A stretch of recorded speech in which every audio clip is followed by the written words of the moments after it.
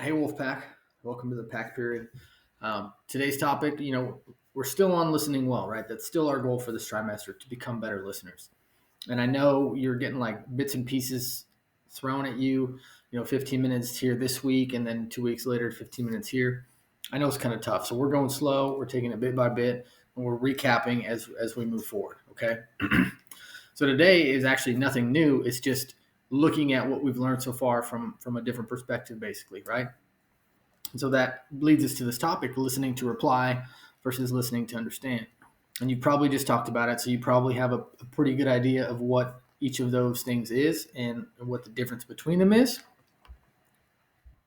So you probably just saw this slide, but I'm going to talk mostly about this one, right? So when we talk about listening to reply or listening to understand, there's pretty big differences in it, right?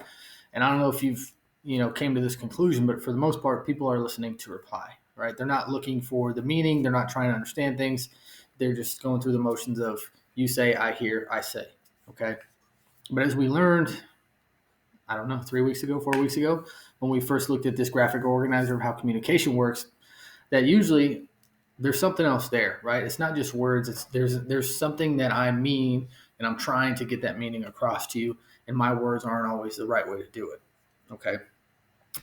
But when somebody's just listening to reply, they're not paying attention to the meaning. That's not even part of their consciousness. They're not paying attention to it at all, right? So if somebody's listening to reply, this is what communication looks like.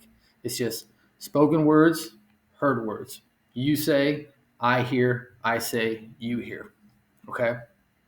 And this is how most communication is, and actually, kind of the worst side of this is if you've ever been in a situation where somebody's just listening to what you're saying because they're looking for words that they can twist. They're trying to twist your meaning by the words that you say. So they're ignoring the meaning, they're hearing your words, they're making up their own meaning, and then they're using them against you. That's like listening to reply at its worst. Okay. But listening to understand, which probably some of us have experienced less or maybe never. People don't always listen to understand, and sometimes we're not blessed with people in our lives who actually listen that way. And so when you come across it, it actually is it's really refreshing. Okay, but listening to understand looks different, right? So the listener is still listening to the words that are spoken, but they're really looking for and they're really trying to figure out because they're genuinely curious what the speaker is meaning is. They're trying to understand the speaker. That's the big difference here, right? So if we go back, can I go back? Yeah, listening to reply. I'm just hearing the words, and that's it. That's what I'm listening for. I want to hear what you say, and I'm going to respond.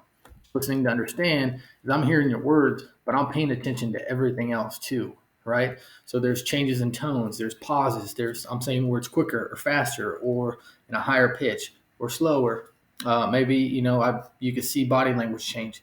All of those things contribute to the meaning that the speaker has.